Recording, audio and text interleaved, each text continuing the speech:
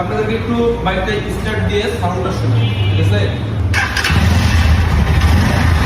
তো গাইস, এই যে আমি এখন লিফানের শোরুমে, আর আমার সামনে যে বাইকটা দেখতে পাচ্ছেন এটা হচ্ছে লিফান কে প্রো 165 ডুয়েল চ্যানেল এবিএস, আর সামনে হচ্ছে আপসাইড ডাউন সাসপেনশন। দেখেন, তো আপনাদেরকে এই বাইকের মিটারটা অন করে দেখাচ্ছি আমি। এই যে চাবি এখানে, এই যে এটা হচ্ছে বাইকের মিটার। অনেক সুন্দর করছে মিটারটা, লিফান কে প্রো 165।